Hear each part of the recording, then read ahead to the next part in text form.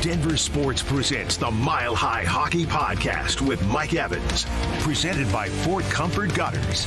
Now here's your host with the latest on the Burgundy and Blue, Mike Evans. All right, everybody, welcome in as we are done with the All-Star Weekend. Thank you. I gave it my best shot. I tried to invest myself in NHL All-Star Weekend. It was difficult. Look, I'm just one of those guys. I can't help it. I'm just not a big fan of the All-Star games and the skills competitions. I hung with it enough to be dangerous, enough to see Nikita Kucherov get booed for his shameful effort in which the broadcast crew called him out. The Toronto crowd was booing him. And as I was watching, I was like, hey, not that I want Nathan MacKinnon to get any favors. I want him to earn this Hart Trophy on his own merit, which I think he will. But, hey, if some hockey MVP Hart Trophy voter saw Nikita Kucherov just dogging it during the skills competition, enough so that the crowd was booing him, and that reflects in how somebody may vote for the Hart Trophy, hey, file that away. Little seed planted. Congratulations to Alexander Georgiev, who got $100,000 for winning the goaltending competition. Always nice to win $100,000. But the skills competition, the NHL All-Star Weekend is over. Nobody got hurt. And now the Avalanche can get back to the business of playing real hockey. And they start with the longest road trip of the year, 6 games. They're going to be gone for a couple of weeks. By the time they come back, it'll be the middle of February.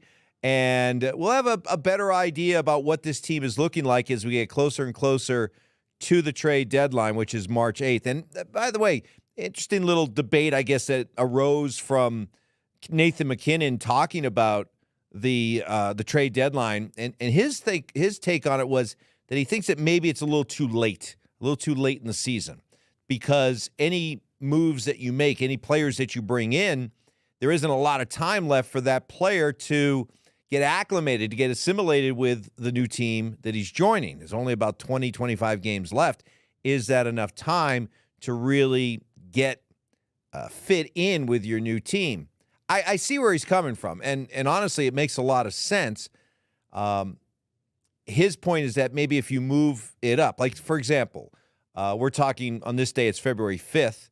The trade deadline in the NBA is February 8th.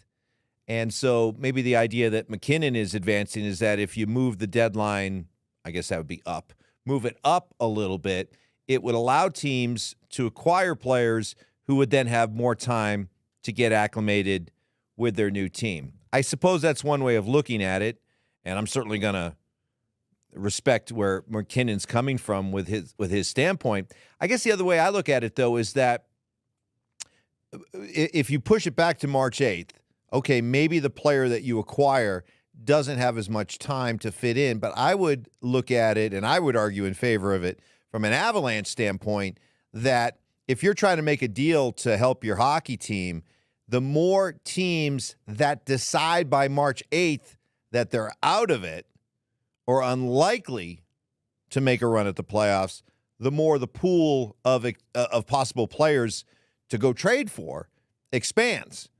If you push it back to or move it up to like a February 8th, move it up a month, then there are probably more teams that may look at themselves in the standings. We still got a shot. We're only 4 or 5 points out of the wild card spot. You know how it is, how teams can rationalize their position and maybe decide to hold on to players.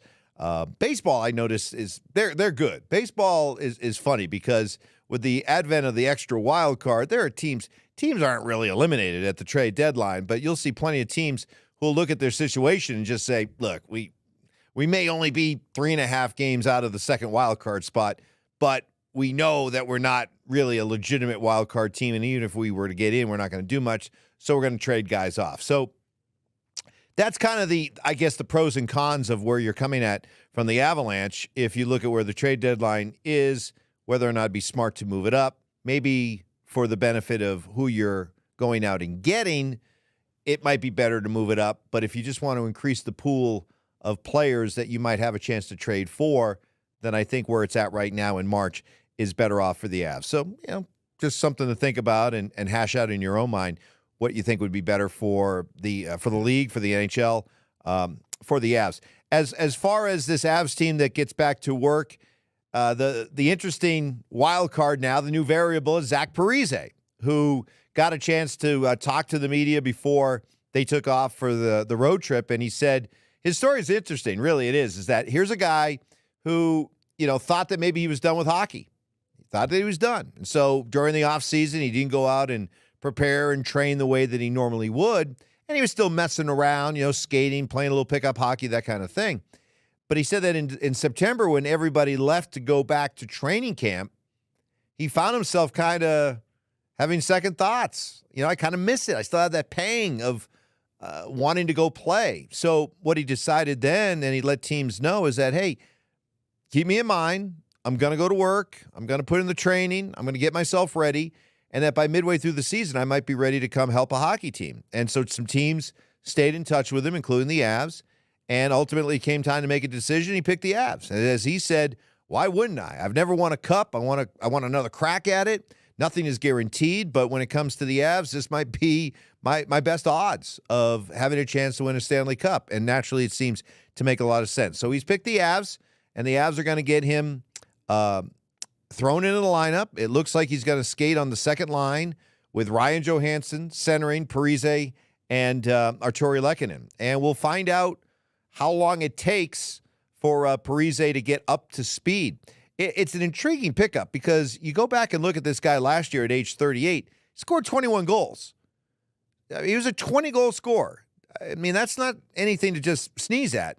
In fact, if you look at the Avs right now and you look at the guys that are likely to finish with more than 21 goals in the season, it's really only three guys. It's McKinnon, it's Rantanen, and it's Val Nichushkin when Val ends up coming back. I mean, Cale Makar's got 12 goals as we're speaking right now. Possible. I wouldn't put it past Cale, but he's still got some work to do. And Logan O'Connor has 13. And I know Logan O'Connor's having a career year, but does he have another 8 goals in him? Possible. But my point being is that 21 goals in the season is rather significant production still in this day and age of the NHL. And if you got a guy who was able to do that last year, I think it's a good gamble to take to bring him in, plus all the other intangibles that he brings. Nathan McKinnon was calling him an Energizer bunny for the level of energy he plays with. Guy's a true pro, one of those really respected players that, over the course of many years in the NHL, playing the game a certain way, the right way, to a point where players really respect a guy like Zach Parise. And so you bring him in here, you see what he can bring, and hopefully it just adds to your depth and it just creates a lot more balance on your four lines. It still remains a question, that second line center. And I still think it's the biggest Achilles heel for this team as they try to win another Stanley Cup.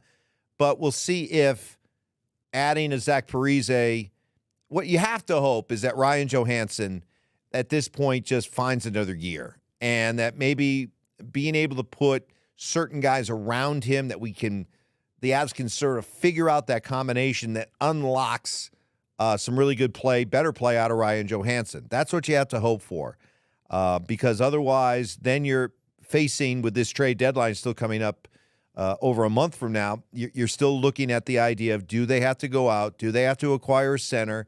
And what will that cost? And it sure looks like, as we talked about on the podcast last week, that the center market is so thin right now that to go out and trade for, as we've seen already with the Elias Lindholms, the Sean Monahans, it's going to be pretty costly.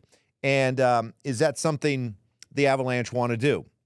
We shall see. It would certainly make it a lot easier for them if Ryan Johansson could just get his game going here and make that all a moot point. You can feel good about Johansson being your second-line center, Ross Colton, third line, and away we go. But we'll watch.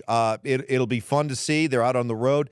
Parise, it's a great time for Parise to join the team, as he talked about, hey, being able to get out on the road, don't have to worry about family. I could just hang out with the guys. I can have dinners. We can bond, have a couple pops along the way, and just really get connected with this hockey team. And for a veteran like Parise, I don't think it's going to be hard to do. So this is a good chance. I think it's a good opportunity for the Avalanche to get out on the road, be together. Gabe Landeskog reportedly will be along with the team during the course of this road trip, leading that kind of dangling that carrot out there that maybe, just maybe, there's still a possibility of Gabe coming back this year. It remains a long shot. I was talking to Mark Schlereth about it during our show on The Fan, and he said 0, based on what he knows. And Mark's basically earned a doctorate degree with all the injuries that he's had. He just thinks there's 0 chance that Gabe's going to be able to come back this year. We shall see. We still can hold out hope. But, hey, having a Gabe Landeskog out on the road with you during a long road trip and all the intangibles that he brings, all the leadership that he brings, it's not the same as when you're sidelined as when you're playing, but still, he brings a lot. He brings perspective, and just to have somebody like him around can only help morale, right? So the Avs out on the road, we'll see how they look. Long road trip, some good teams, some good competition, and most importantly, when this road trip is all over, we'll be only a couple of weeks away from the trade deadline, and we'll have a much better idea of where this team is positioned and what they may need to do by the time the trade deadline comes along. So we shall see. Congratulations on the Avs who are at the All-Star break, and they get back to work with the rest of the guys. Zach Parise, part of the fold. We'll see how it all looks moving forward. We'll be back again later in the week. There will have been a couple of games played on this road trip, so we'll have a chance to react to those with you. Thank you so much for watching. Share this podcast with a hockey friend in your life. The Mile High Hockey Podcast presented by 4 Comfort Gutters. We'll see you again later in the week.